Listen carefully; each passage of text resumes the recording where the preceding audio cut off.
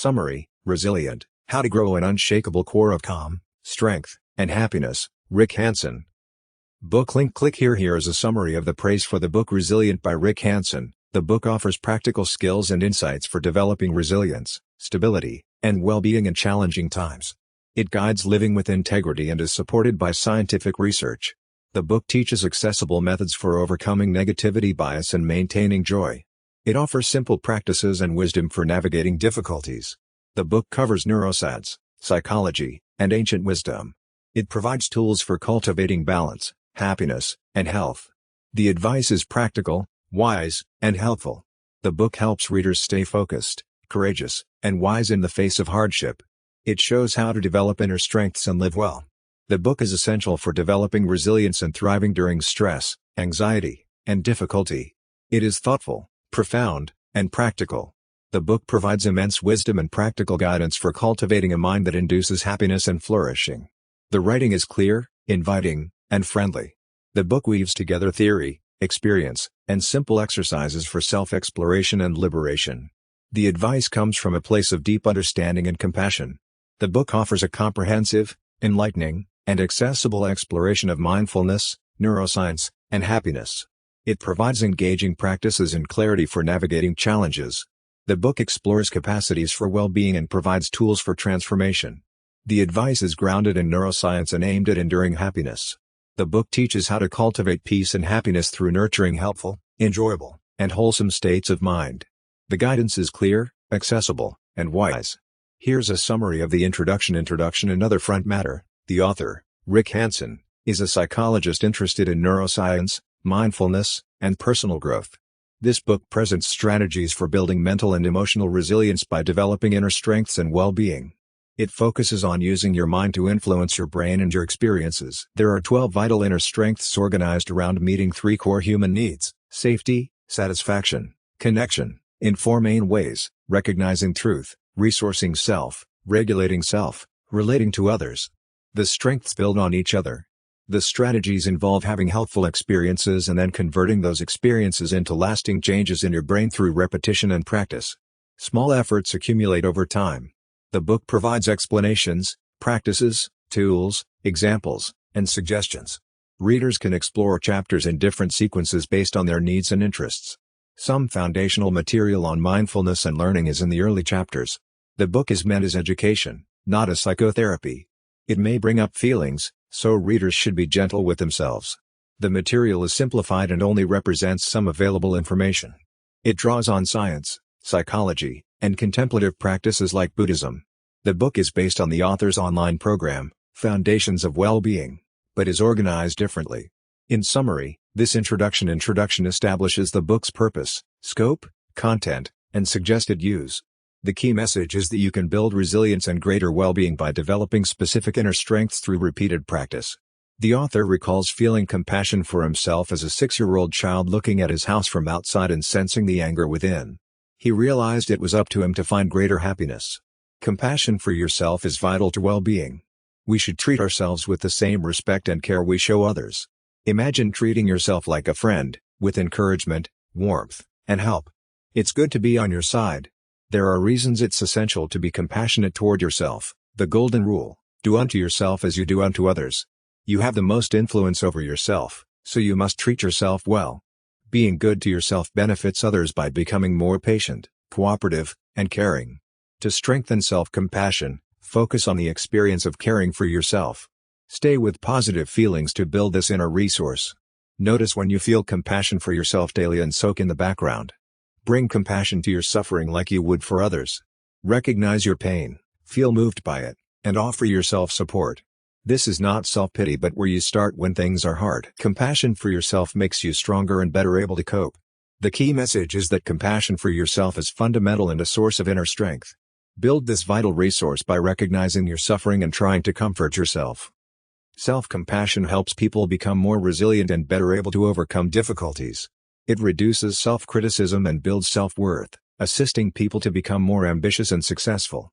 Compassion for one's suffering fosters a sense of shared humanity. We all experience hardship, loss, and mortality. Everyone is fragile in some way. Developing self-compassion requires repeated experiences that create lasting changes in the brain. Simply noticing or deliberately creating experiences of self-compassion and fully feeling them helps to strengthen this quality. Compassion for oneself involves recognizing one's suffering and pain, as one would for a friend, with care, warmth, and a desire to relieve suffering. This can be strengthened through practices like placing a hand over one's heart and offering kind thoughts towards oneself.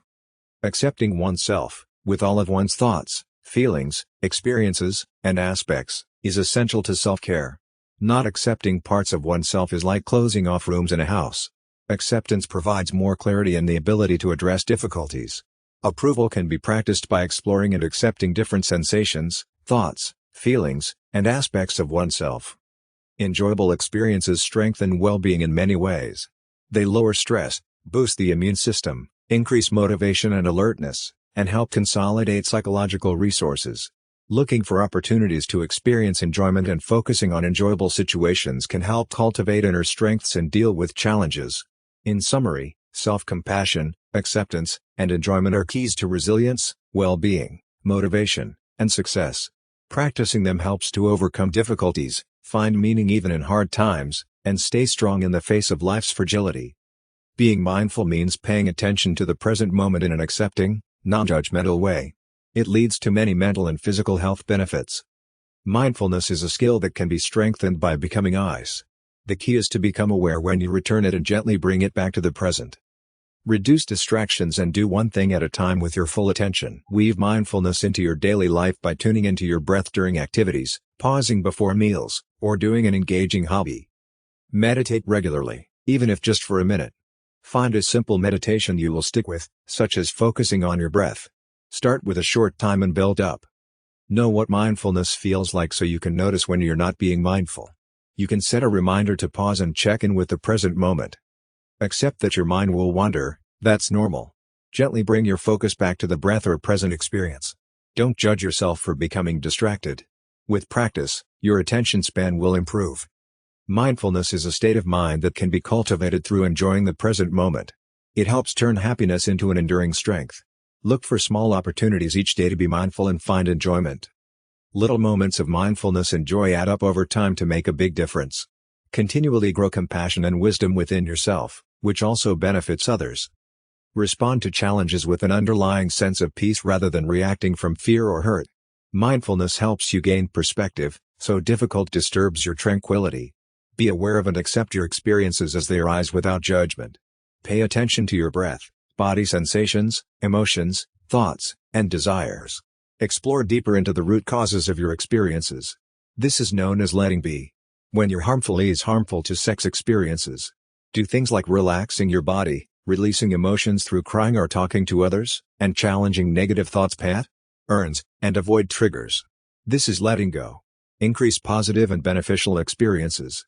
Do things like breathe deeply, remember happy times, have helpful thoughts, visualize success, and pursue healthy activities and relationships.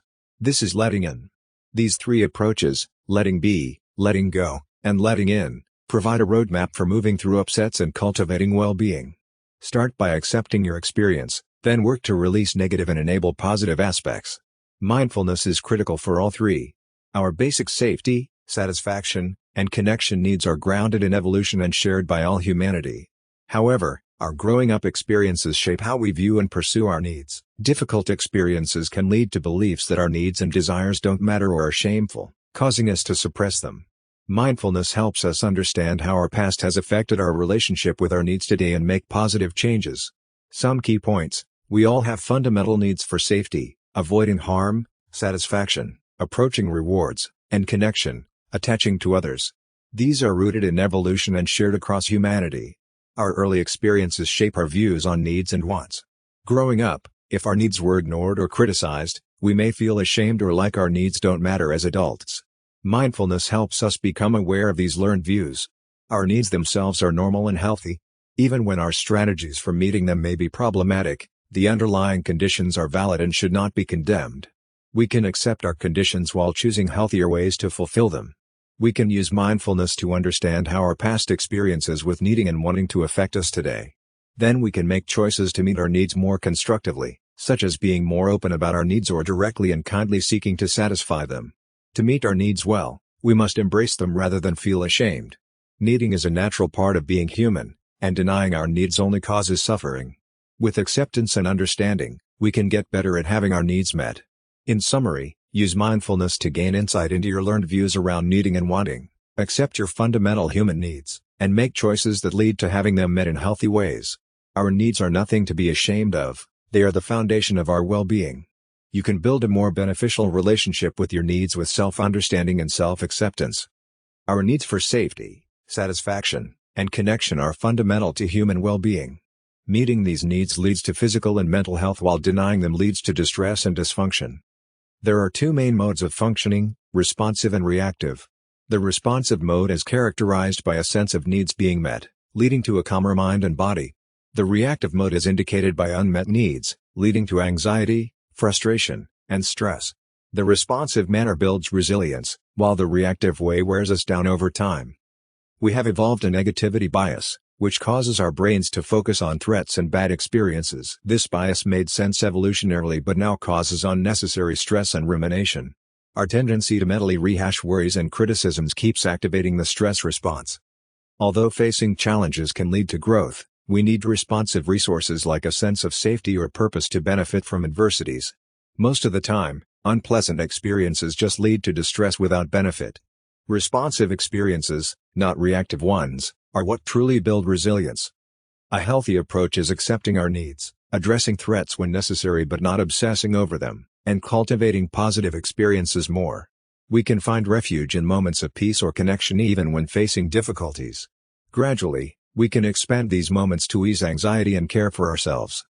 Real ruggedness comes from acknowledging our ordinary human needs and caring for them, not denying or trying to transcend them. True well-being arises from mindfulness of conditions, our own and others, and meeting them skillfully. Here's a summary: our experiences shape our brain and our traits. About 2/3 of our attributes are acquired through learning. Learning involves activating an experience in mind, then installing it as a lasting change in the brain. The brain's negativity bias makes it prone to ruminating on negative experiences. Repeatedly activating negative experiences strengthens unhealthy neural connections. To counteract this, we must deliberately activate and install positive experiences like compassion and gratitude. This builds up inner resources and resilience. The more an experience is activated and repeated, the more strongly it is wired into the brain. Neurons that fire together wire together. There are two stages to learning: activation, having an experience, and installation, consolidating it into long-term memory. Inner strengths are developed through sustained and repeated incidents of them. Well-being comes from meeting our core safety, satisfaction, and connection needs. When conditions are met, we enter a responsive mode of peace and contentment. When needs feel unmet, we're in a distressed reactive mode. We can shift from reactive to responsive by letting be, observing our distress, letting go, releasing unhealthy thoughts, and letting in, tuning into experiences of needs being met. Building inner resources through positive experiences helps us stay responsive, handle challenges, and maintain well-being. This is like lengthening the keel of a sailboat so we remain stable in deeper waters. That covers the critical points on learning, experiences, the brain's negativity bias, inner resources, moving between responsive and reactive modes, and maintaining well-being. Please let me know if you want me to elaborate on any summary part. Here's a summary: our brains become increasingly adept at experiences we repeatedly have and internalize. By frequently activating, enriching, absorbing, and linking experiences of gratitude, confidence, peace, etc., we strengthen the neural substrates of those experiences.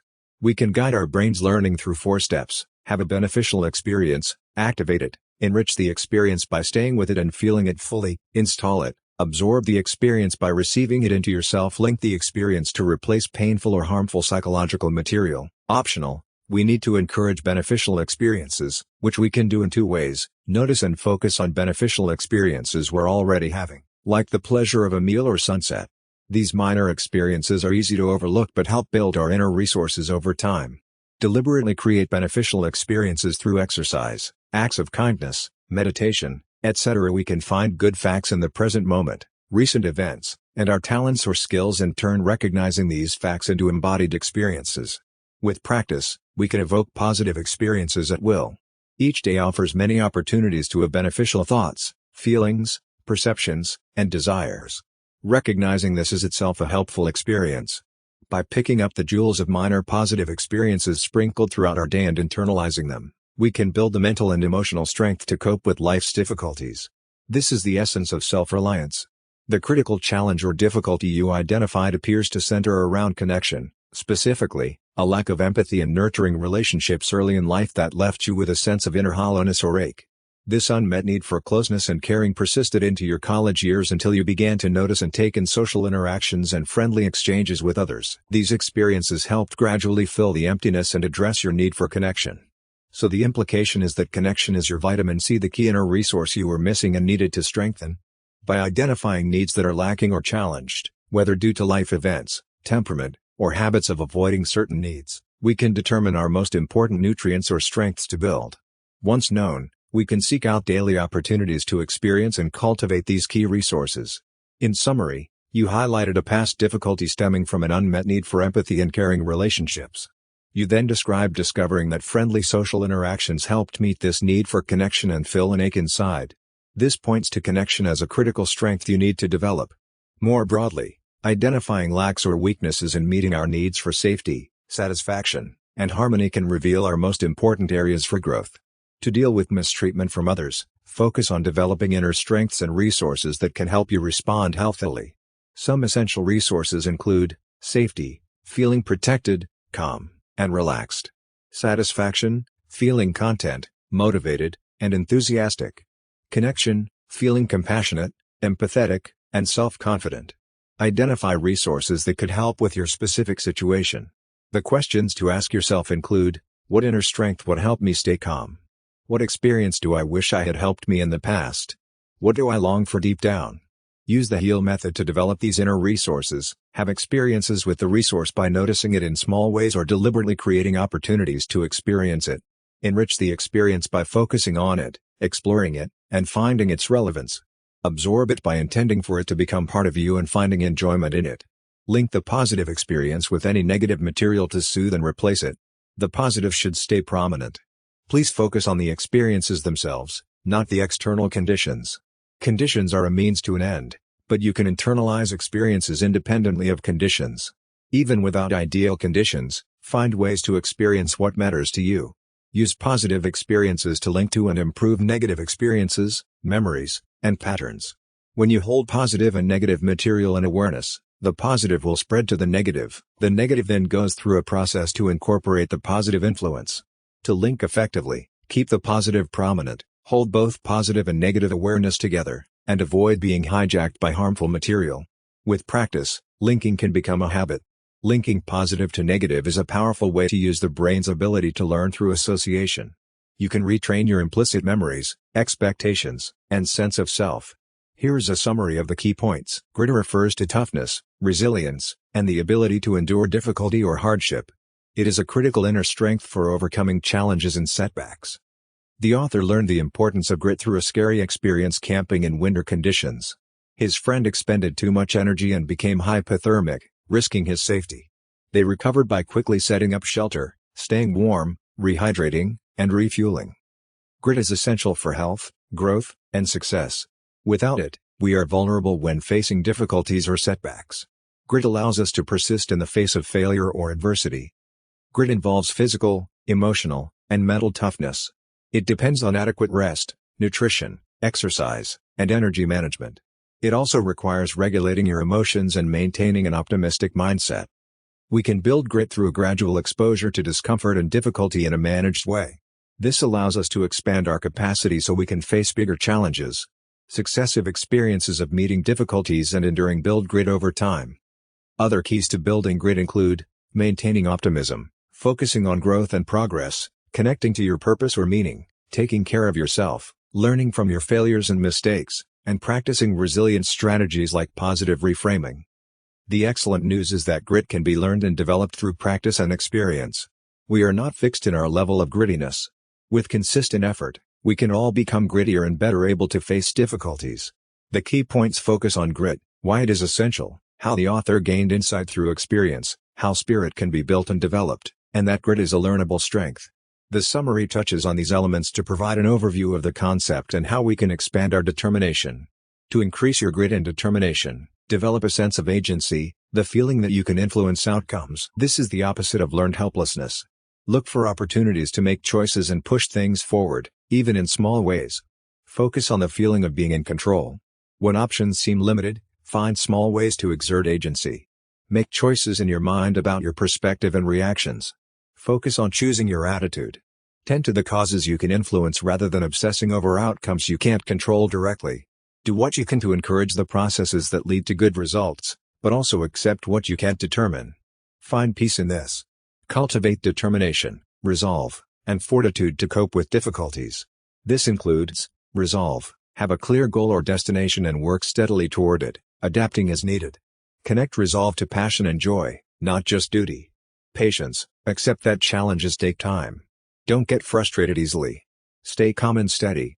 Patience gives resolve endurance. Persistence, keep putting one foot in front of the other. Don't give up easily in the face of obstacles or setbacks. Look for ways around them or through them. Persistence is determination in action. Fierceness, have an intensity of purpose that gives determination its power. Fierceness is a determination on fire. Channel it constructively. Increase your vitality through self-care. Accept and appreciate your body. Stay active and energized. Vitality fuels determination and grit. For more on grit, see Angela Duckworth's book Grit. Accept and appreciate your body. Treat it like a friend, not an object. How you feel physically shapes your thoughts and moods. Many people are self-critical about their appearance due to societal messages, but others usually accept you as you are. Their opinions matter little. Focus on getting yourself. Open to feelings of relief in knowing most people get your appearance. Let reassurance sink in. Draw on fierce determination to overcome self-judgment. Nurture your body. Your vitality depends on it. Here's a summary. Gratitude and other positive emotions provide many benefits, including better health, resilience, optimism, happiness, and stronger relationships. Giving thanks naturally feels good and eases distress. There is always much to be thankful for, even in difficult times.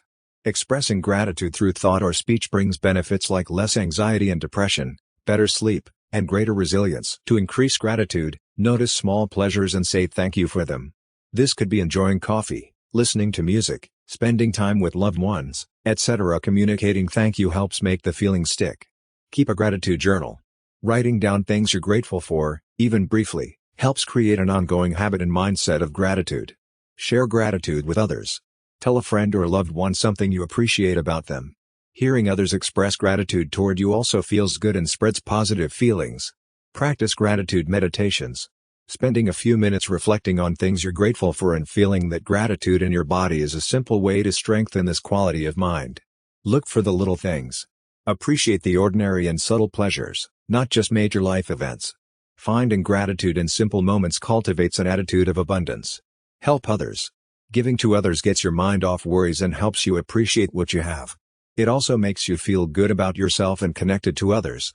In summary, gratitude requires practice and intention but has so many benefits that it's well worth the effort. Even small steps to notice and appreciate life's goodness can help create an upward spiral of well-being. Be grateful for the following: fresh water, the kindness of others, easy access to knowledge, electricity and light. Though seeing problems is essential, practicing gratitude helps you stay balanced. You can appreciate life's gifts while being realistic. Find reasons to be grateful even in hard times. For example, you can appreciate your children growing up, even as you miss them. Make gratitude a habit. Keep a journal, share with others, and reflect before bed. Using the HEAL steps, fully take in feelings of gratitude. Notice simple pleasures, like nature, music, or a smile. They lighten stress and satisfy healthily. Repeatedly experiencing pleasure builds inner joy. Many lack pleasure due to limiting beliefs, rushing, or focusing on suffering. Accept the pain, then find pleasure. Even in hard times, there are simple pleasures if you look. Keep a pleasure diary. Note sensory pleasures, mental joys, social delights, and moral satisfaction. Review your day and remember the happiness. We constantly achieve goals, large and small. Notice your goals and victories to build inner success. This steadies you through criticism and reduces the need for external approval. Though we succeed often, many don't feel successful due to the paying more attention to failures, not noticing accomplishments, diminishing or dismissing successes, comparing yourself to unrealistic standards to feel successful. Notice the goals you achieve each day, however small. Take in the good feelings. Be specific in appreciating your wins. Say why they matter. Share your successes with supportive others. Consider your values and long-term aims, not just outward measures of success. Feelings of success can be blocked due to fears of standing out or thinking you're special. Take time to notice and appreciate your small daily successes. Feel successful in accomplishing small goals, progressing on big goals, and fulfilling ongoing responsibilities. Absorb the feelings of success into your body and mind. This builds confidence and motivation. Being happy for others, or altruistic joy, is natural and benefits you and your relationships. You can be pleased for others having good fortune in many areas. Remembering times others were happy for you helps cultivate this ability. It counters envy and disappointment, which are common feelings given our evolutionary history of living in small groups where social comparison was vital. To cultivate altruistic joy, start with people easy to feel happy for. Slow down and take in the feeling. Recognize your good fortune, joys, and accomplishments. This helps prevent painful comparisons that block gladness for others. Remember others face hardships too, and much of life's fortune is due to impersonal causes outside our control. Don't take ups and downs so personally. Practice repeatedly. This builds the habit of feeling happy for others, which brings lasting happiness. Gratitude, like altruistic joy, allows us to feel good already instead of endlessly seeking future happiness. It does not prevent seeing life's harms but provides balance through appreciating its benefits. In summary, taking time to appreciate life's small successes and feel genuinely happy for others allows us to tap into available sources of contentment and joy. These practices balance the tendency to seek happiness that remains out of reach endlessly. With gratitude and altruistic pleasure, we can feel good now by appreciating the good that exists. Here's a summary. Confidence comes from feeling cared for and worthy, which develops through secure attachment relationships in childhood and beyond. Insecure attachment undermines confidence and resilience. A secure base of supportive relationships enables exploration, learning, and coping with challenges. People with secure attachments tend to feel confident in themselves, others, and the world. Anyone can become more secure and confident over time through new caring relationships and experiences and by internalizing the good from them. It's a gradual healing process. Taking in experiences of feeling included, seen, appreciated, liked, and loved, even in small ways, helps build confidence from the inside out. Look for opportunities daily to feel successful, capable, and cared about. Staying on an even keel of emotional balance, rather than overreacting, is critical. Practice self-soothing, centering in your body, and managing your thoughts and feelings. Respond to others with empathy, care, and wisdom. Stand up to your inner critic by identifying negative thoughts, challenging them with more balanced perspectives, replacing them with self-compassion, and acknowledging your good qualities and accomplishments. You are worthy, and you matter. Confidence grows each time you face a challenge or setback with courage and caring for yourself. Start with small risks and build up from there. Trust that you can cope and learn from difficulties, with support from others if needed. Have faith in your abilities and resilience. There are opportunities in your daily life to feel cared for by others. Recognizing and internalizing these moments of being cared for can help build a secure attachment over time. Look for instances when others show interest in you and are friendly, grateful, empathetic, respectful, affectionate, or loving towards you. Even brief moments of feeling cared for are meaningful. Focus on and savor these experiences to strengthen your feeling of being valued, liked, and loved. Engaging in practices like the feeling cared about exercise can produce longer, sustained experiences of feeling cared for. Developing a coherent narrative of your childhood and relationships can support secure attachment as an adult. Reflecting on your life compassionately and seeing your experiences objectively help make sense of how past events impacted you. The Reflecting on Your Childhood practice provides guided questions to review your early life systematically. Helping others feel secure in their attachment to you can reciprocally help strengthen your sense of secure attachment. Responding to others with dependability, empathy, and care increases the likelihood that they will treat you nicely. Caring for others how you wish to be cared for can feel healing. It is common for hurtful events, first darts, to trigger unhelpful thoughts and feelings, second darts. While first darts themselves are unavoidable, you can prevent throwing second darts at yourself through several strategies. Mindfully accept the first darts without adding extra reactions. Experience your feelings with self-compassion and curiosity. Release unhelpful thoughts and tensions that arise from the first darts. Step away from these reactions. Replace what you released with something useful or enjoyable. Shift your mind to a more beneficial state. Maintain the perspective that first darts are a normal part of life, and you don't need to react strongly to them. Your reactions are within your control. These strategies can help limit suffering from throwing second darts at yourself. You can avoid escalating reactions to life's unavoidable discomforts and pain. First, darts, like unpleasant experiences, are unavoidable in life. It's best not to overreact to them. Accept them and avoid escalating them into second darts, which are the self-inflicted suffering from our reactions. It's natural to care about what others think of us due to our evolution as social creatures. Our vulnerabilities to embarrassment, hurt, and shame enabled human altruism in society. First, darts are a natural result of our social nature, so try not to take them too personally. The inner critic frequently throws second darts at us, so we should stand up to it. Observe how it operates and criticize you. Label its attacks and see their familiarity. Strengthen your inner nurturer to counter the inner critic. Argue against the inner critic and don't give it credibility. Reassure yourself against its attacks. Know that you are a good person. We readily see good in others, so recognize that good in yourself.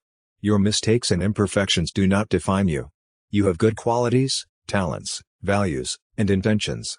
Forgive yourself for not being perfect. You deserve as much compassion as anyone else. In summary, avoid escalating the unavoidable discomforts in life into self-inflicted suffering. Stand up to your inner critic and nurture yourself with compassion. And know that you are a good person despite your imperfections. Calm is a mental resource that helps us deal effectively with pain, threats, and opportunities. Without it, we tend to react with fear, anger, or helplessness, which distress us and strain our relationships. The parasympathetic and sympathetic nervous systems are like the brake and gas pedals of the body and mind. The parasympathetic branch relaxes us, while the compassionate unit revs us up. We function best with both, enough parasympathetic activity for a sense of well-being and enough sympathetic activity to energize us. But too much sympathetic activation leads to chronic stress. Relaxation engages the parasympathetic nervous system, which decreases sympathetic arousal and related distress. Repeated relaxation can establish a calmer baseline in your mind and body. Even brief practices of peace during a busy day can help. Relaxation is a vital skill, not just a leisure activity. It allows us to stay centered in challenging conditions, from professional performance to life-threatening emergencies. Relaxing at the right moment can make the difference between coping well. To relax, focus on your breathing, meditation, progressive muscle relaxation, yoga, tai chi, spending time in nature, exercise, leisure activities, and positive social interactions. Use the heal process to soak in the benefits. Make relaxation a habit and lifestyle. Staying in the present moment helps you avoid distress from past regrets or future worries. When you gently bring your focus back to the current experience, your mind and body settle down. Practice mindfulness in daily activities. Learn to recognize and disengage from thoughts that activate your sympathetic nervous system, such as catastrophizing. Replace them with more realistic assessments and calmer self-talk. Your perception of threats and ability to feel safe is shaped by the mind as much as by external events. Work on both. To feel calmer and recover from stress, spend time relaxing regularly. Look for moments to relax during the day, especially when stressed. Relaxation needs to be a priority. Here are some ways to relax. Extend your exhalation. Slowly exhale and engage your parasympathetic nervous system, which slows your heart rate. This helps you relax. Release tension. Focus on relaxing specific areas like your jaw or diaphragm. Imagine the pressure flowing away. Do progressive relaxation, releasing tension from your head down. Use biofeedback. Wearables that track your breathing and heart rate can guide you to relax. They improve heart rate variability, which indicates relaxation and resilience. Move in relaxing ways. Do yoga, tai chi, walking, dancing. Do an activity mindfully. Use imagery. Focusing on mental images quiets your verbal mind, reducing stress. Visualize a calming place or float through clouds. Recognize paper tiger paranoia. We overestimate threats and underestimate our ability to cope. This leftover survival instinct causes needless anxiety. The costs are feeling bad, missing real threats, and less resilience. Feeling safer comes from decreasing real threats, increasing resources, seeing threats accurately, and appreciating your resources. Pick a worry and examine it. How big is it? Be specific. Contain threats in time and space. How likely is it?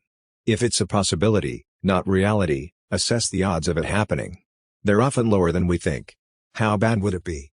Imagine the feared event. Rate how bad you'd feel and for how long. Past events felt worse, now, you'd likely cope better. How would you handle it? List resources, strategies, help, and your abilities. You have more resources than you realize. Focus on them. Seeing threats clearly and recognizing your resources will help you feel safer in a balanced way. You can lower anxiety and build self-confidence and resilience. Let go of unrealistic fears and make the most of life. Fear and anxiety tend to feel more intense during childhood before emotional regulation develops fully. As adults, we have more ability to regulate emotions and not feel as badly or for as long. It is essential to let reassuring information sink in and replace excessive anxiety and worry. Consider your ability to cope with feared situations based on past experiences and available resources.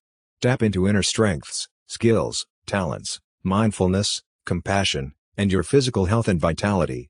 Consider social support and resources that could help you handle challenges. Absorb feelings of reassurance and relief. Do not suppress fear but do not let it consume you. Use it to inform you but do not let it invade your mind and push you into distress. Most threats we worry about are less likely or severe than we imagine, and we can cope better than expected. Practice feeling as safe as reasonably possible. Anger is a natural response to pain, frustration, attack, and injustice. It can be helpful but also damaging.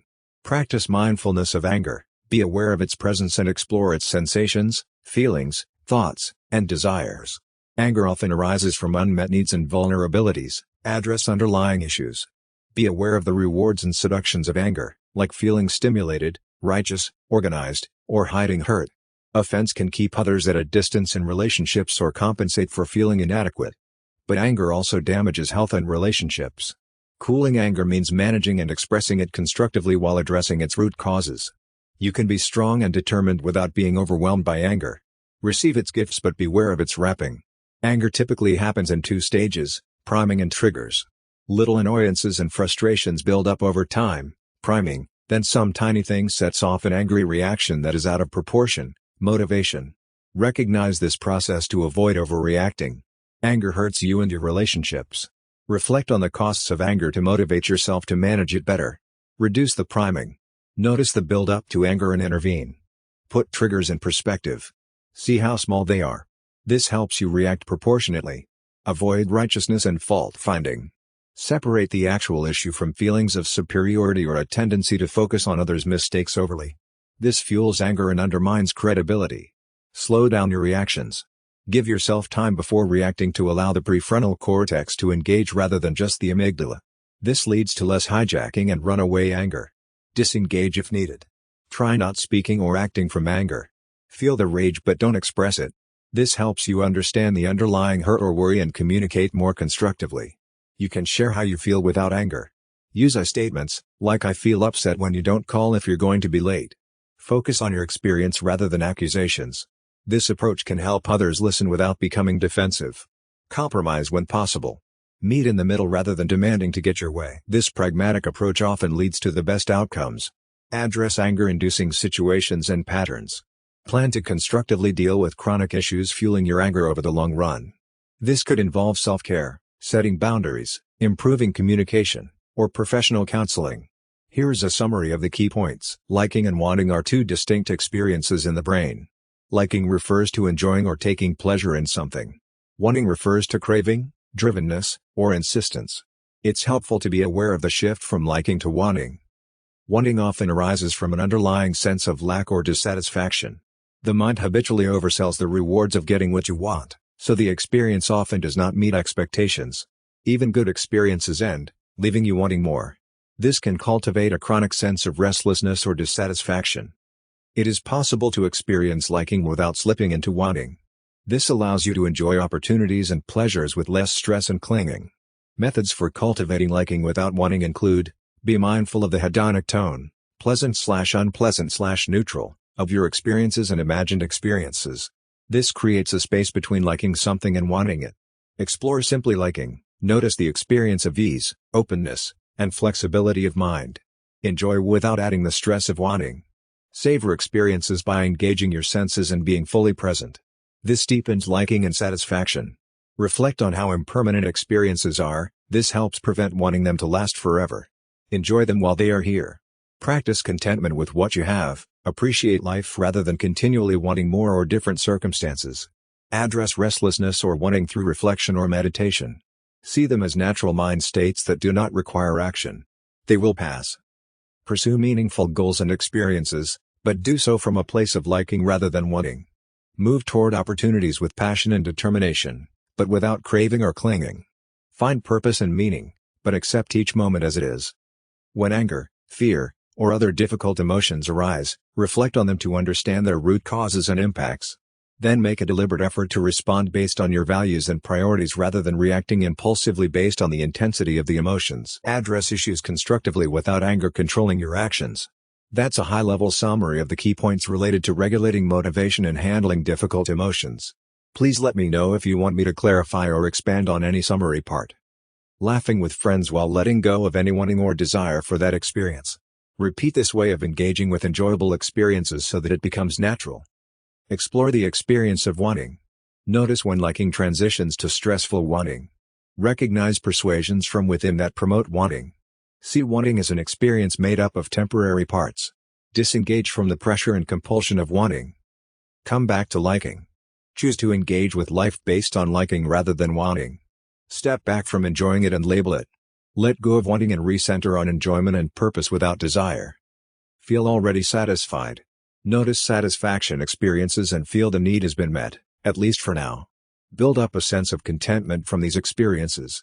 Carry an underlying happiness that does not rely on chasing pleasures or achievements. Practice feeling already full. Notice functioning and sufficient parts of life. Feel supported by nature and the material universe. Feel filled by the constant flow of experiences in each moment. Let go of wanting more. Have a healthy passion. The sympathetic nervous system activates for opportunity and challenge, not just threat. Add positive emotion to SNS arousal to stay passionate rather than stressed. Find the sweet spot. Be comfortable with bodily arousal. Prime yourself for a challenge with positive emotion. Watch for negative emotions with SNS arousal and label, slow down, and step back. Enjoy progress and small victories. Stay in healthy passion. Here's a summary. The key to motivation is strengthening the association in your brain between desired actions and the rewards that will come from them. This involves activating the motivational circuit in your brain, which releases dopamine when you experience rewards. To activate this circuit, increase rewards by stimulating activities, adding social interaction, varying details, taking breaks, and asking for feedback. This releases more dopamine. Highlight existing rewards by focusing on them and becoming more sensitive. Imagine the rewards before, during, and after an activity. Make the rewards feel embodied and emotional, not just intellectual. Encourage yourself with self-guidance rather than self-criticism. Speak to yourself supportively as a good coach or mentor would. Recognize that self-criticism reduces performance and motivation over time. Take into account your temperament. You may need more stimulation and reward to stay motivated if you have fewer dopamine receptors. Increase dividends, highlight them, and encourage yourself. The key is to keep inclining your mind toward the rewards and away from discouragement. With practice, you can motivate yourself through self-guidance and activating your brain's motivational circuit. Intimacy requires both independence, autonomy, and interdependence, connection. Paradoxically, the stronger your sense of self, the deeper your intimacy with others can be. A person's history and experiences shape how comfortable they assert their autonomy in relationships. Unhealthy or traumatic experiences can undermine independence, while supportive experiences build it. Several practices can strengthen autonomy. Focus on your experience rather than getting pulled into others. Notice your thoughts and feelings without judgment. Imagine boundaries between yourself and others. Picture separation to maintain your sense of self. Inwardly assert your autonomy. Remind yourself that you get to make your own choices. You don't have to agree or give in to others. Call on your inner allies. Connect to the feeling of support of others who respect your independence. Turn up their volume and down the importance of those challenging you. Empathy, the ability to understand others' experiences, is vital for intimacy. When you feel autonomous, you can be empathetic without being overwhelmed. Empathy allows you to communicate better, understand cultural differences, and recognize our humanity. Compassion is empathy put into action. It moves you to care for others and relieve their suffering. Compassion for yourself and others builds intimacy. Unilateral virtue means treating others well regardless of how they treat you. Make integrity, kindness, and compassion your guiding principles. Don't let others' poor behavior justify your own. Unilateral virtue fosters healthy relationships. The foundation of empathy is the sense that we are connected and share a common humanity. While empathy allows us to understand another person's perspective, it does not require us to agree with them. The heart can be helpful in conflict resolution and dealing with people we dislike. Our brains are wired for empathy. 3 neural systems enable us to understand others' thoughts, feel their emotions, and mirror their actions. We can strengthen our hearts by increasing self-awareness, stepping outside our perspective, developing cultural competence, and paying close attention to others. When interacting with people, we can tap into empathy by paying attention, staying open, noticing micro-expressions and vocal tones, sensing what's beneath the surface, refining our understanding, and cultivating compassion. Compassion and kindness involve feeling for others and wishing them well. We can strengthen these qualities through savoring warm-hearted experiences and practices like compassion meditation. Empathy allows us to connect across differences and form closer bonds with others. Though it may not always be easy, empathy is a skill we can develop to improve our relationships and society. To have compassion for others, recognize the suffering in those around you. See the burdens, pain, and difficulties that others face in their lives. See our shared humanity. Look for the ways you are similar to others, even those quite different from you. At our core, we share many feelings, longings, and desires. Separate approval from compassion. Have compassion for suffering itself, even in those who have caused harm or trouble. Understanding is not the same as liking someone or approving of their actions. Find compassion for demanding people. Look past the challenges they present to the suffering within them. Wish them freedom from misery and harm. See their humanity. To act with unilateral virtue, know your code of conduct. Decide how you want to work and speak, especially in complex relationships. Could you write it down? Imagine following your code. Picture how relationships might improve if you stuck to your values and approached others with empathy, honesty, and care. Live according to your code. Return to the high road when you falter. Take care of yourself, address contributing factors, and stay focused on your words and actions rather than criticizing others. The fundamental principles are: look for the suffering in others and have compassion for it. Decide your ethical code and live by it, even when others do not. Take care of yourself to respond to others with patience, kindness, and respect. Here's a summary of the key points. Speaking from the heart in relationships requires courage. Opening up entirely is scary, but it is essential for intimacy and trust. Ensure your safety first. Recognize any dangers of physical harm or your words being used against you. Don't upset someone fragile with no benefit. Know your truth. Reflect to become clear on what you see, feel, and want in the relationship. You could write an unsent letter or talk to others. Talk about talking. Discuss how to have good conversations and set ground rules, like giving equal time to speak and avoiding arguments before bed. Make sure you both understand terms like yelling. Follow the rules yourself, and disengage if needed. Share experiences. Much communication is sharing what you like, don't like, or feel worried or excited about. Speak honestly but with care. Solve problems. Discuss plans, call experts, express wishes and needs, and point out issues to address. Compromise when possible. Repair harms. Apologize sincerely, listen to the other person, acknowledge their pain, commit to change, give it time, and work to rebuild trust. Staying silent leads to lost intimacy and missed opportunities to assert your needs. But speaking up must be done skillfully and with empathy. Focus on using I statements, listening, compromising when you can, and looking for win-win solutions. You can't control others, you can only communicate caring and virtuously. Their reactions show you the relationship's potential and what you may need to do to protect yourself. But don't give up quickly, many relationships take work. There are 2 main ways of communicating: problem talk, to solve issues, and experience talk, to share feelings. It's best to start with experience talk, then shift to problem talk as needed. Speaking wisely means being well-intentioned, truthful, beneficial, timely, and not harsh. Have a mental checklist for wise speech and practice it. Speak for yourself using I statements rather than telling others what they think or feel. Say I feel or I need instead of you. Try nonviolent communication, which follows the form: when X happens I feel Y because I need Z. Describe the situation objectively, share your experience and emotions, and express your underlying needs. Hold others in your heart, remember their priorities, anxieties, and backstories. Lead with empathy, recognizing their underlying questions like, do you respect me? Or do you see my pain? Putting someone out of your life doesn't mean putting them out of your heart. Assert yourself as needed while also being empathetic. You may need to make a case for your plan, ask for help, set a boundary, or say no while communicating your care for the other person. Stay calm and grounded, state your position clearly without aggression, and be open to another perspective. The key ideas are: connect through sharing experiences.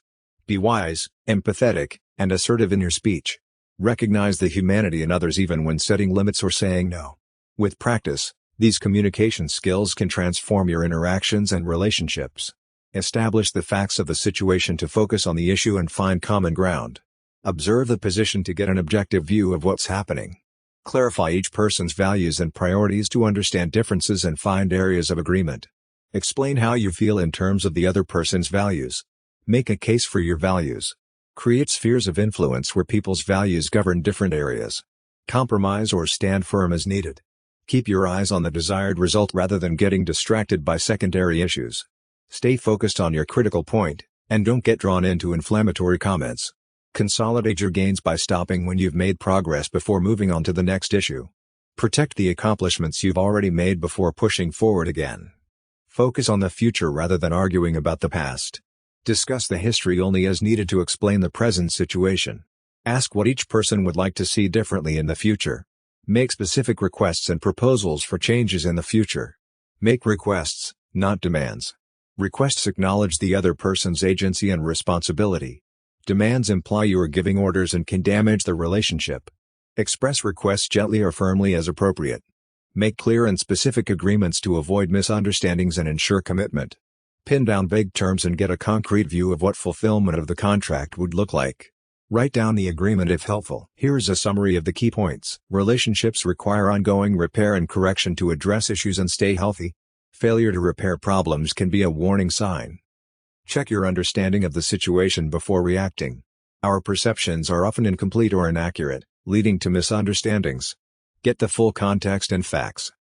Know that you deserve to be treated with fairness and respect. Don't minimize mistreatment or feel ashamed to address it. You have a right to feel hurt by hurtful behavior. Speak up calmly and honestly about how the other person's actions impacted you. Share how their behavior made you feel without accusation. Your self-respect will give your words weight. Consider resizing or reshaping the relationship to match the actual level of trust and commitment. You may need to disengage from some aspects, set new boundaries, or limit the other person's influence over you. Tell the other person what you're changing and why. They may work to repair the relationship, try to pull you back in, or accept the new terms. You have the right to determine what is right for you. There may be relationships you can't entirely change due to duty or circumstance. In those cases, work to limit the impacts on yourself and pull back internally even if you can't externally. Be prepared for loss or frustration as you face what needs to change. Be compassionate with yourself through the process. Change is hard, but staying in an unhealthy dynamic is harder. Does this summary accurately reflect the key points and advice regarding repairing relationships?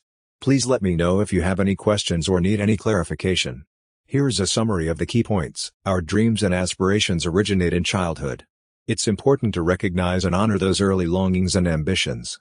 Over time, we can lose touch with our plans due to discouraging influences from others, fear of discomfort or failure, focusing too much on means rather than ends, etc. The experiences we dread are often rooted in childhood fears and are less likely or painful today. We can expand our lives by facing what we've been avoiding and pursuing our dreams. Our dreams represent fundamental emotional or interpersonal ends we are trying to achieve. The specific means we imagine for fulfilling a dream, like becoming a movie star, are less important than the essence of what the dream aspires to. There may be other ways to fulfill that essence. 3 critical areas of life to assess in pursuing your dreams are: 1. Love and relationships, 2. Work and purpose, and 3. Play and creativity. The ideal in each area combines what you like, what you're good at, and what you care about. At their core, our dreams represent who we want to become and what we want to contribute. Pursuing your dreams requires self-acceptance, courage, and a willingness to take risks in the face of uncertainty and discomfort. But living according to your essence and values leads to deep fulfillment. The main message is that recognizing and honoring your dreams, facing your fears, understanding your core values and talents, and taking risks to pursue what really matters to you leads to a life of meaning, purpose, and fulfillment. Our dreams represent our highest aspirations for who we want to become and what we want to contribute to the world.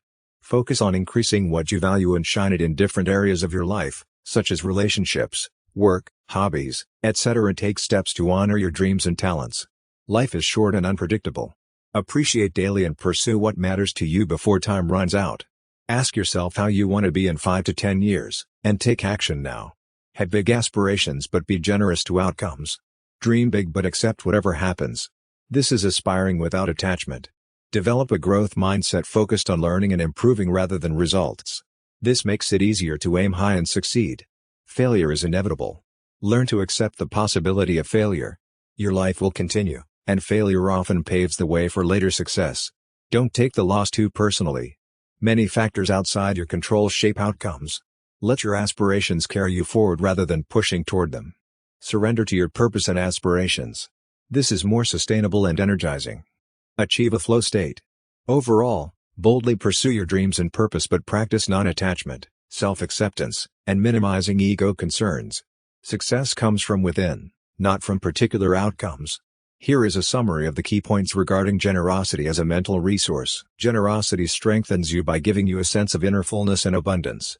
It connects you to others by sharing your time, attention, kindness, and material resources. Generosity comes in many forms, from small acts of kindness to more considerable philanthropic efforts. It could be giving your time by volunteering, giving attention by genuinely listening to others, providing encouragement and praise, giving material resources and donations, etc. Generosity has benefits for both the giver and the receiver. For the giver, it leads to greater happiness, life satisfaction, and well-being. For the receiver, it meets essential psychological and social needs. To strengthen generosity, begin with small acts of kindness each day. Notice how it makes you and others feel. Develop the habit through repetition. Also, reflect on times others have been generous to you, which helps cultivate gratitude and the desire to pay it forward. Barriers to generosity include a scarcity mindset, selfishness, greed, and a lack of empathy. Work to challenge any limiting beliefs about charity or its effects. Stay attuned to the needs of others. Make a habit of putting yourself in other people's shoes. Some recommendations for practicing generosity: do small acts of kindness each day, like opening doors, complimenting strangers, and paying for the order of the person behind you in line. Volunteer your time for a good cause in your local community. Donate money or valuable items to charities and organizations you believe in. Practice empathy and truly listen without judgment when others speak. Offer comfort and support. Reflect each day on things you're grateful for. This strengthens your appreciation for what you have and your desire to share with others. Teach your children about generosity and make it a family practice. Lead by example through your actions and choices. Does this summary adequately capture the critical points around generosity as a mental resource? Let me know if you want me to clarify or expand on any summary part. Generosity and altruism are core parts of human nature. We gain happiness from giving to others in daily life in small ways. Look for opportunities to offer attention, patience, help, or encouragement to people around you. Compassion means sharing in the suffering of others. To sustain compassion, we need equanimity, an inner calmness that allows us to feel deep empathy for others without becoming overwhelmed. We can cultivate peace through practices like awareness of breath and body, seeing the bigger picture, and accepting suffering as part of life. Taking action also helps prevent feelings of despair. There are two types of forgiveness: full pardon forgiveness, releasing resentment and ill will towards someone who wronged you.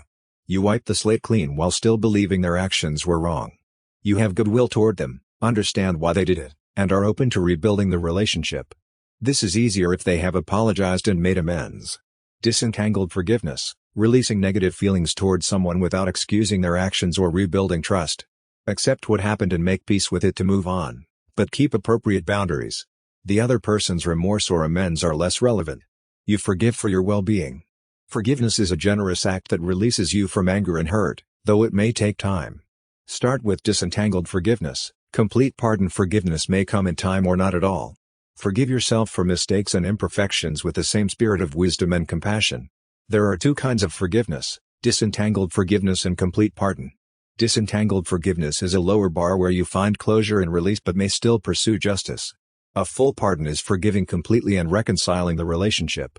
3 foundations support forgiveness. The time must be ripe. You've moved through the stages of grief. The truth must be told, to yourself and possibly others, and you must recognize the costs of not forgiving.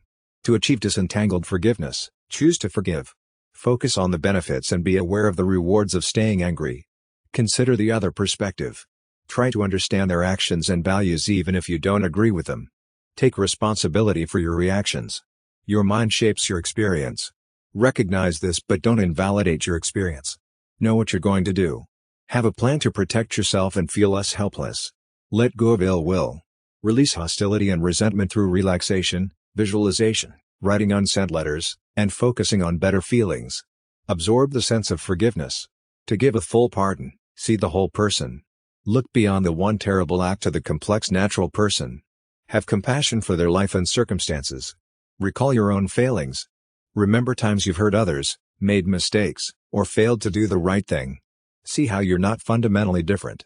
Find shared humanity. See beyond surface differences to the everyday human experiences you share, like suffering, insecurity, and the desire to be happy. Wish them well. I sincerely wish for their happiness, health, and peace. This helps shift your mindset and makes room for forgiveness. Forgive yourself too. Forgive yourself for any bitterness or vengeance in your heart. This completes the circle of forgiveness. A personal example shows going from disentangled forgiveness of a neighbor to eventually giving him a full pardon by seeing his full humanity in life circumstances. Forgiveness brought peace. Generosity comes naturally to humans and often involves non-material giving, like time, skills, and compassion. Appreciating your capacity for giving sustains your ability to deliver. To offer compassion without being overwhelmed, cultivate equanimity by seeing suffering in context, taking action when you can, and recognizing what you've already done. There are two kinds of forgiveness: disentangled forgiveness, consider the other's perspective, choose to forgive, and release resentment without excusing the wrong. Full pardon, see the whole person, including their hardships and humanity. Recognize that whatever they did was not entirely their fault and does not negate their suffering. Have compassion for their secret history and current burdens. A sincere apology and change of heart can help but are not required. Forgiving yourself requires taking responsibility, feeling appropriate remorse, making amends, seeing the more significant causes of your actions, and ultimately forgiving yourself as you would another. Speak words of self-forgiveness and give yourself a fresh start. Widening your circle of us reduces threat and conflict. Start by appreciating those who care for you, having compassion for suffering, and recognizing shared humanity. Expand to include groups you belong to and those you oppose. Ultimately include all people, creatures, and life on Earth. We are all connected in our shared suffering and impermanence. Key points: humans are naturally generous givers of intangible goods like time and compassion. Appreciate your ability to give. Cultivate equanimity to give compassion without being overwhelmed. There are two kinds of forgiveness: disentangled, release resentment without excusing wrongs, and full pardon, seeing the whole person and having compassion. Forgive yourself by taking responsibility, showing remorse, making amends, seeing more significant causes, and choosing to forgive yourself. Widen your circle of us to reduce conflict and enhance generosity. Start with care for self/others and shared humanity. Expand to all. The passage discusses having many parts and a good heart at the core. It emphasizes compassion, recognizing remorse, and seeing mistakes as small parts of the bigger picture. To fully forgive yourself, take responsibility, feel appropriate guilt, make amends, ask for forgiveness, and forgive yourself. We often categorize people as either us or them. It is good to expand us to include them so we can live together in peace. As you develop strengths like compassion and courage, you build well-being, giving you more to offer others and creating an upward spiral. Additional resources on well-being, resilience, and related topics, including papers, books, websites, and organizations, are suggested. General background information on strength, character, mindfulness, compassion, learning, grit, and gratitude is provided. Specific centers, programs, and research are also referenced. Compassion is highlighted as an essential aspect of well-being and resilience. Research on self-compassion and its benefits are noted. Mindfulness is also emphasized, with explanations of how it works and impacts the brain and body. The role of learning and factors like biases that influence it are discussed. Grit, perseverance, and passion for long-term goals are integral to success and well-being. Finally, the importance of gratitude is explained, including how it broadens and builds positive emotions. In summary, the passage provides an overview of qualities and characteristics supporting well-being and resilience, including internal strengths and external resources to cultivate them. A broad range of research and perspectives are drawn to demonstrate how compassion, mindfulness, learning, grit, gratitude, and more interact to help people overcome difficulties, find meaning and purpose, build healthy relationships, and lead fulfilling lives. Book link: click here.